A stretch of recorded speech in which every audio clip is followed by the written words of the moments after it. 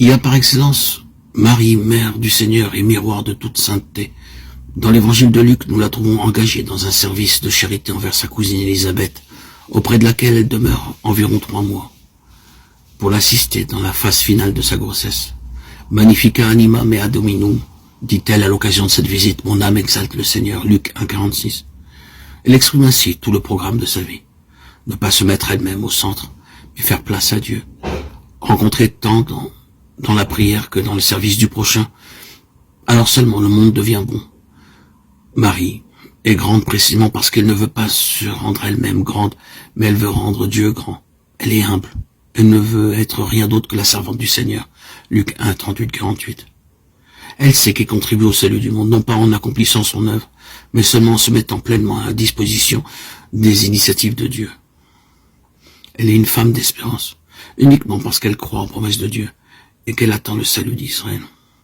L'ange peut venir chez elle et l'appeler au service décisif de ses promesses. C'est une femme de foi. Heureuse celle qui a cru, lui dit Élisabeth, Luc 1,45. Le Magnificat, portrait pour ainsi dire de son âme, est entièrement brodé de fils de l'écriture sainte, de fils tirés de la parole de Dieu. On voit ainsi apparaître que dans la parole de Dieu, Marie est vraiment chez elle.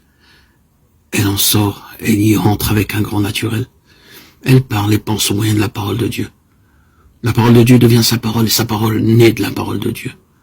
De plus, se manifeste ainsi que ses pensées sont au diapason des pensées de Dieu, que sa volonté consiste à vouloir avec Dieu. Étant profondément pénétrée par la parole de Dieu, elle peut devenir la mère de la parole incarnée. Enfin, Marie est une femme qui aime. Comment pourrait-il en être autrement? Comme croyante qui, dans la foi, pense avec les pensées de Dieu et veut avec la volonté de Dieu. Elle ne peut qu'être qu'une femme qui aime.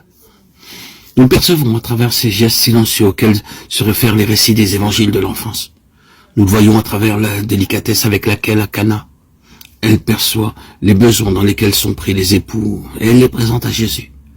Nous le voyons dans l'humilité avec laquelle elle accepte d'être délaissée durant la période de la vie publique de Jésus, sachant que son fils doit fonder une nouvelle famille et que l'heure de sa mère arrivera seulement au moment de la croix, qui sera l'heure véritable de Jésus. Jean 2,4. Alors, quand les disciples auront fui, elle demeurera sous la croix. Jean 19, 25-27.